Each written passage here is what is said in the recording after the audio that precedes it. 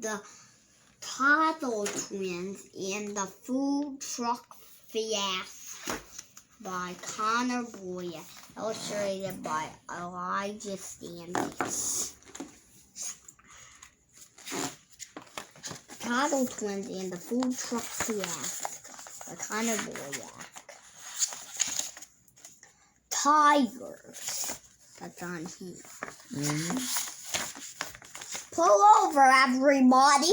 Emily shouted as she waved a large sign in the air so passing drivers could see what she and Ethan were selling. The Tuttle Twins had been running a lemonade stand for a few months. On hot, sunny days, more people would stop for a refreshing drink, but on cooler days, like today, there was less interest. Yeah, because people get more thirsty when it's very hot. Come on. Yeah, but why do they do 50 cents? That's how much they charge per glass of lemonade, 50 cents. They shouldn't do more cents so they get more money. Ethan was getting bored and drinking too much of their lemonade. What, I'm thirsty, he said to Emily as she frowned at him with this approval. Cars had been driving right by them all afternoon, and the twins were beginning to wonder if it was time to close down for the day. Just then, Emily spotted a bright green truck. "Hey, Amy's there," she said as the truck came to a stop. Amy's family lived down the street from the Tuttles. Just what I'm in the mood for, she said, exiting her truck. "Can I buy a cup? The cups are free, but you can buy some lemonade," Ethan replied, chuckling loudly.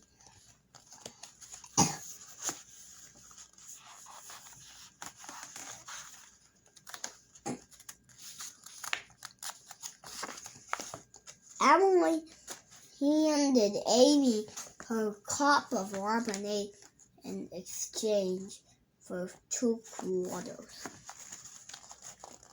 "Could we look inside your food truck?" she asked Amy.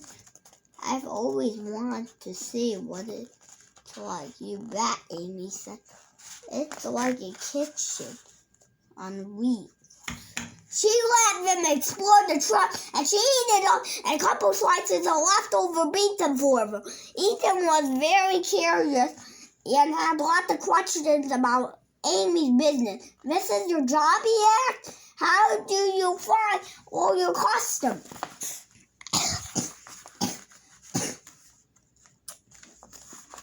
"With this truck, I can go where the customers are," Amy told them. "For example, a bunch of food trucks will be at the football game this Saturday." "Our family loves to go to football games," Emily said excitedly. We are big Tigers fans." Ethan's mouth was full of Amy's macaroni and hot dog pizza, so he simply nodded in agreement. "Then maybe I'll see you there," Amy said, waving goodbye as she drew over. Another customer stopped by for some lemonade.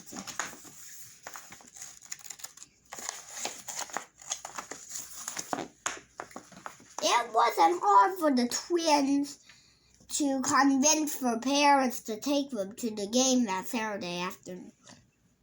"There are so many food trucks," said Mrs. Tuttle as they pulled into the parking lot. The family was excited to get some yummy lunch before the game. Emily smiled as she looked around. There were so many different trucks with colorful designs and delicious smells. Look at all the this. I see Amy's food truck right there, the green. Yeah, that's Amy's food. That's Hoggy Burger. That's Real Pinky's barbecue. Come on. I'm going to get some tacos. Tacos. Mr. Tuttle said. He handed some money to the twins. Mrs. Tuttle decided to try a bacon cheeseburger. Let's meet up when we all have our food, she said, as she started toward a silly-looking truck that was half cow, half pig. There's Amy's truck, Ethan shouted, pulling on Emily's arm. Emily had been talking all day about how great Amy's pizza was. The twins ran through the crowd to get a few slices to eat.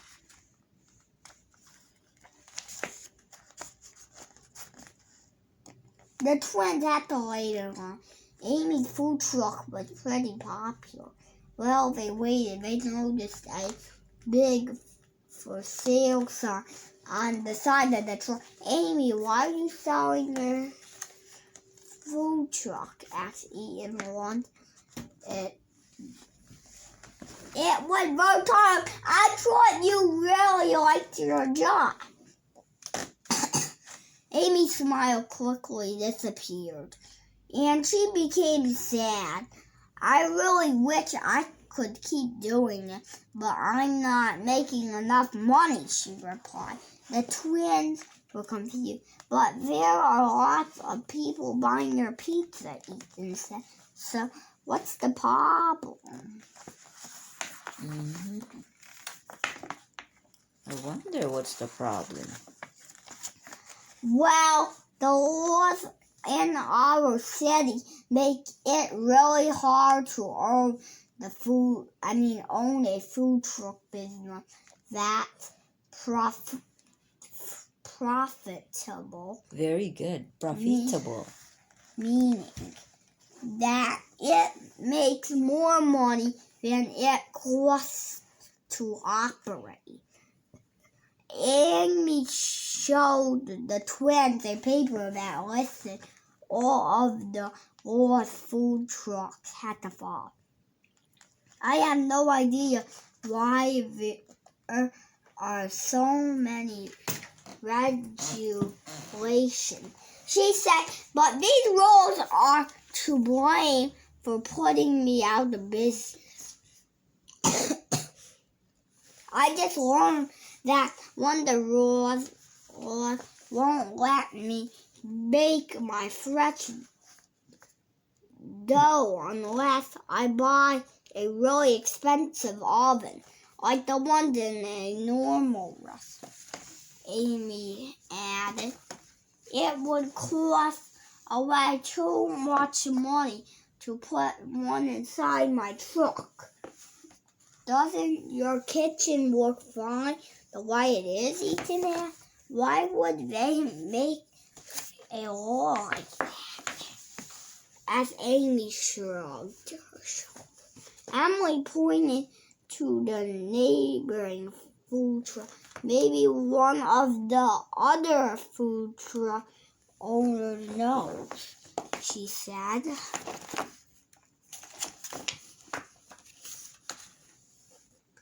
The twins borrowed the paper from Amy and approached the food truck selling Thai food.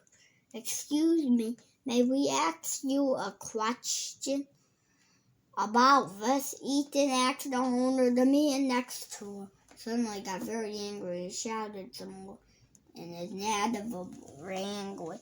That didn't sound very nice.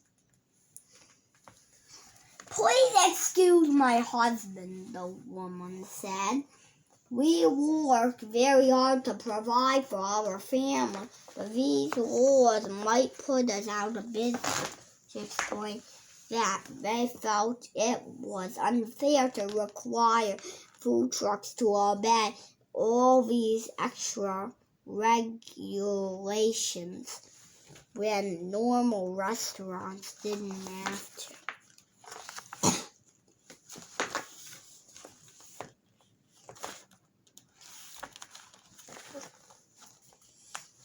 I'll tell you why it is, called out a man from another food truck who had overheard.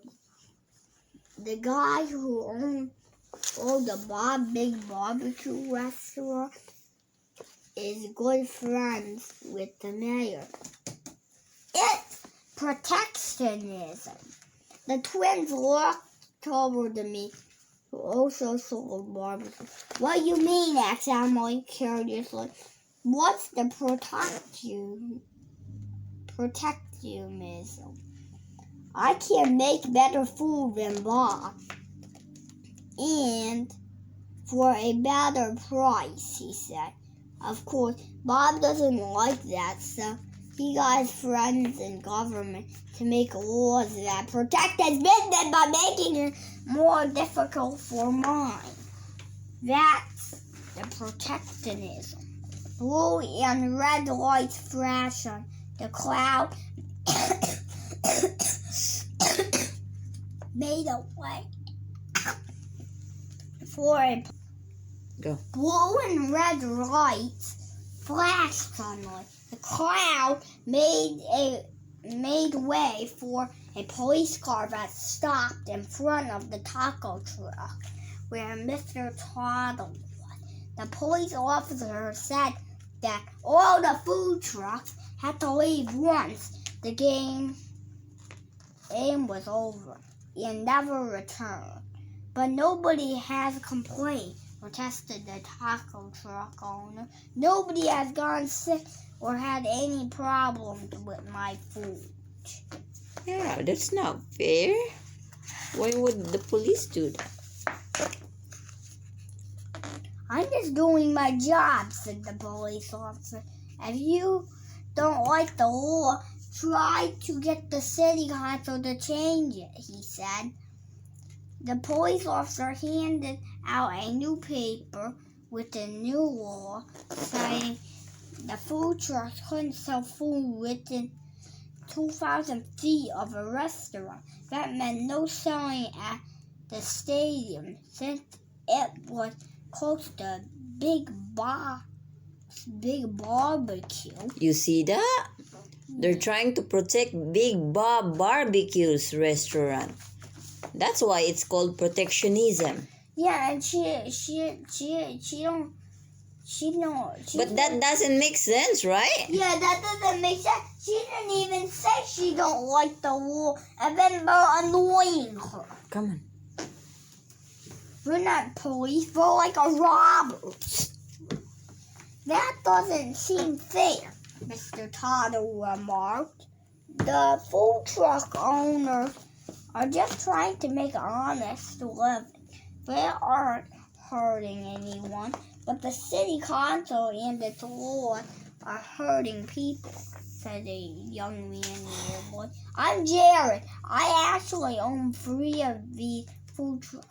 You own 3 food trucks? Asked Mrs. Tuttle, who sounded surprised. You seem very young to be so successful. That's the real beauty of the food truck business, Jared explained. The people like me who start out with very little capital, that's a fancy war for money. I mean, can't afford to buy or build a traditional restaurant.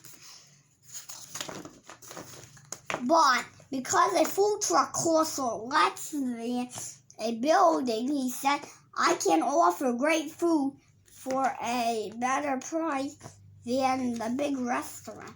That's called competition.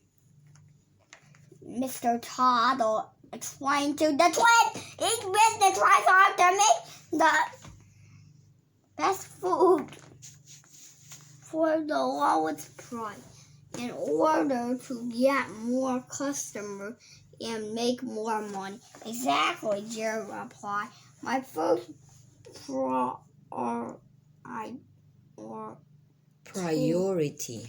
priority is to keep customers happy and safe, he explained. If my prices are too high or if the customers don't like my food, they will go somewhere else.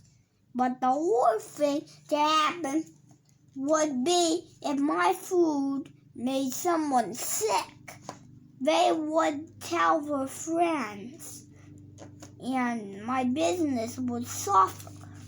That's right. This is Uncle Food, faster at all prices. Many menu options, comfortable access, no surprise. This is how many people are going. There's only 4 going here, 3 going here. Come on, next page. 3 going here, and 3 going here.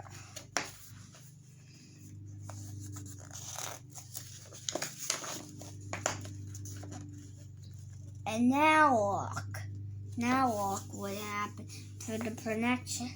Now there's only 2 going here, 2 going here, and 1, 2, 3, 4, 5, 6, 7, 8, 9 going there. We have him. Because of protectionism. As the food truck attract more customers. Restaurants like bars become less popular. Jared continues.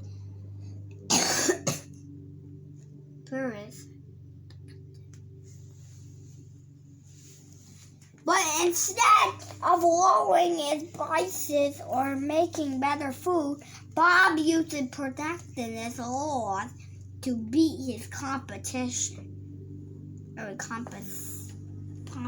Competition, yeah, that's correct. Without competition, Bob can sell lower quality food at higher prices, and people wouldn't have much of a choice. These laws are really bad for customers.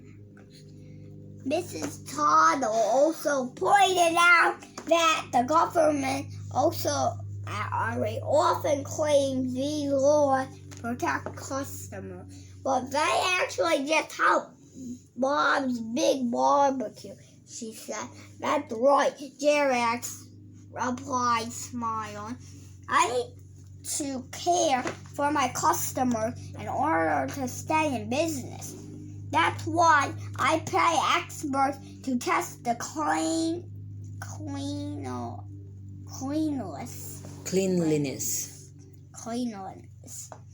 of my trucks and the quality of the food. My food is healthier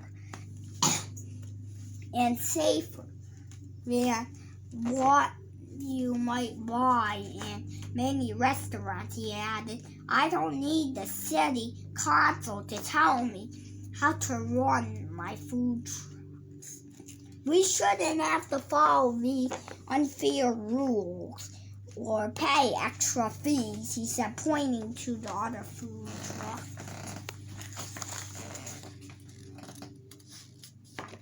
But wouldn't it bother you that you'll be breaking the law? I may wonder.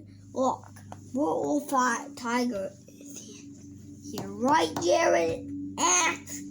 Imagine if the referee was a fan of the other team and he made the Tiger play by harder rules so that his favorite team won. That would be unfair, Emily said. Exactly, Jared replied. But we wouldn't blame our team. We would blame the cheating referees. It's the same thing with the food truck, he continued.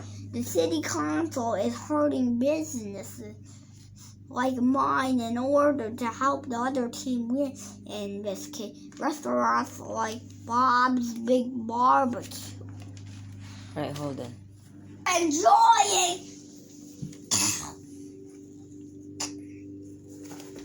After enjoying the football game, the Tuttles walked back outside where they hear some horns honking. The food trucks were driving away from the stadium to follow the police officer's orders. Don't worry about us, we're managed. Even with this new law, Jared told the family, suddenly each remembered what the police officer had said. Remember that the police officer had said earlier, hey, what if we could get the law changed? He wondered aloud. Jared looked skeptical. Good luck with that, he said, waving goodbye to the Tuttle family. If you could somehow make that happen, you would be our heroes. Ethan and Emily didn't know how to change the law. Who would they have to talk to? How long would it take? Would it be hard? The twins asked themselves many questions as the Tuttle family returned home. Go. That evening, the twins asked for Dad to help them come up with a plan. Mr. Tuttle had worked on some political campaigns when he was younger, helping change laws and get people elected to the city council. So he had lots of suggestions for the twins. 3 of them trot up lots of ideas they could try, and Mr. Tuttle wrote everything on the whiteboard in his office. To change Avery's food truck laws, you have to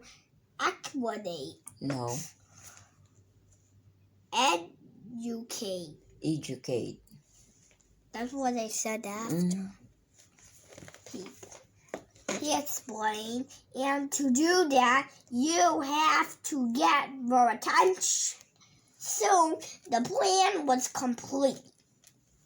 The twins had an idea they felt would get people's attention. And they get them to pressure the city's mayor and council into changing the law.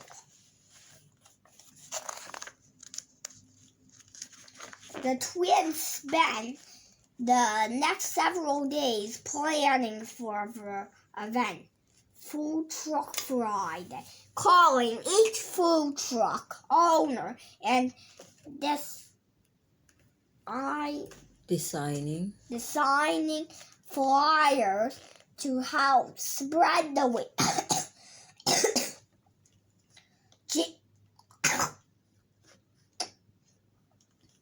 Jared and Amy came over to help and brought green t-shirts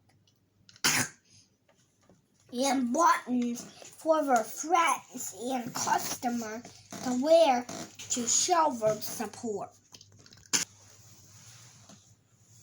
Go. Mr. Tuttle's job was to call reporters and editors at the news station and tell them about what would be happening. When they learned that a couple of 9-year-old children were planning a protest, reporters seemed very interested in coming to the event. My whisper is louder than your voice. Reading. When Food Truck Friday arrived, dozens of trucks began parking near the football stadium. Ethan and Emily also set up the lemonade stand. More than 100 people arrived and teased by the offer of big discounts on delicious food. The twins handed out T-shirts to anybody who wanted one, and soon the crowd looked like a sea of neon green. TV crews set up the cameras and a crowd of people gathered by the stage.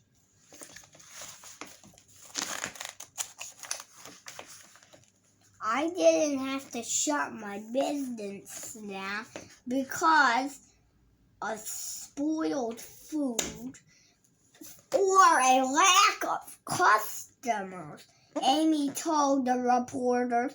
It was because of this piece of paper, she said, holding up the list of food truck regulations passed by the city council. Look around you, she continued. All of these people are happily buying and selling. Nobody is getting sick. People are choosing what they want to do. This is freedom. Jared then stepped forward to speak. What the public needs to understand is that this freedom comes at a cost. Each of these food truck owners is breaking a law today, but it's an unfair. The camera zoomed in on the paper where Jared was pointing to the new law that said no food truck may operate within 2,000 feet of a restaurant. There is no reason to force our business to stay away from restaurants, except to protect them from competition. Protectionism is wrong, Jared shouted. That's why we're here, Ethan said loudly. All the reporters turned around to listen to the twins. We discovered that Bob, who owns this restaurant, was able to get the mayor to pass this law as a way to shut down his competition. So we brought the competition straight to his doorstep, Emily said with a big grin. A large white car suddenly screeched to a halt across the street, and its driver, Drew, opened the door. Get out of here, all of you, the driver bellowed as the TV cameras turned toward them. It was Bob, the restaurant owner, and he was really upset. You're violating the law, Bob said to Ethan. and Emily, "I'm going to call the police," he shouted, waving his fingers at the twins. The reporters were wide-eyed, amazed that they were catching this on camera. It certainly didn't look good for Bob to show him yelling at young children on TV. "Don't worry, guy. I doubt it. The police will come today," Jerry whispered to the twin. It wouldn't look very good for the mayor if the police were to shut us down now. Jared was right. Bob didn't even bother calling the police, but instead went inside his restaurant to hide from the camera. Bob got embarrassed. But he really wasn't a camera. That night, all the local TV stations showed Bob angry rambling with an interview of Ethan and Emily explaining why they wanted the law to be changed. The next morning, the city newspaper featured the story on the front page. Well, look at the newspaper. All right, go on. The Tuttle family phone was ringing off the hook with friends, family, and neighbors excited to see that Food Truck Friday was such a success. But we're not done yet, Ethan and Emily told each of the people who called. They made sure to invite them to the next part of the project. That's a big project. That was fun. The Tuttles weren't the only ones whose phones had been ringing non-stop. Food truck customers and others from the community had been calling the mayor and city councilman, upset that they would pass a law that let people like Bob shut down his competitors. The following Tuesday night was the city council meeting, and the room was packed with reporters and people wearing green shirts and buttons.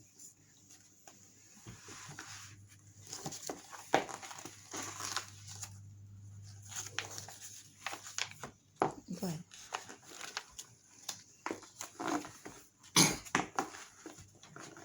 During the public comment period, several food truck owners got up and explained how the unfair laws had hurt their business. Pinky from the barbecue truck wanted to sell his food at a low price, but because of the regulation, he wasn't allowed to. The regulation said his food couldn't be priced less than other restaurants.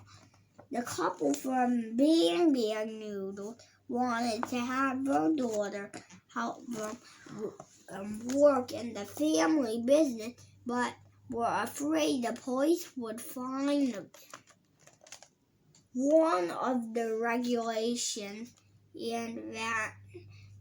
said that only adults could work inside food truck. Amir Hoggy felt thrilled to be a business owner, but couldn't make enough money to pay all the extra fees for to the government. The woman from the little taco truck found a great location where she wanted to sell out food during the lunch hour, but she was told she had to move to different places each day because of this law. Her customers never knew where her food truck was. Those are silly rules.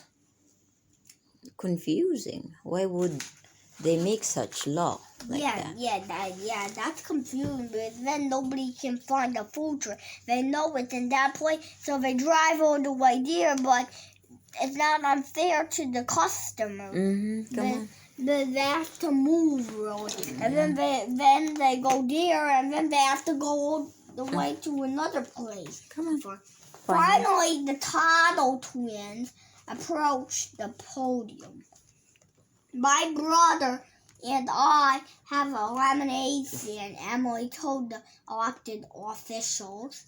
We'd be pretty upset if we had to follow all of these extra rules. We learned that many of the laws and rules that business have to follow are used to help big companies help their competition.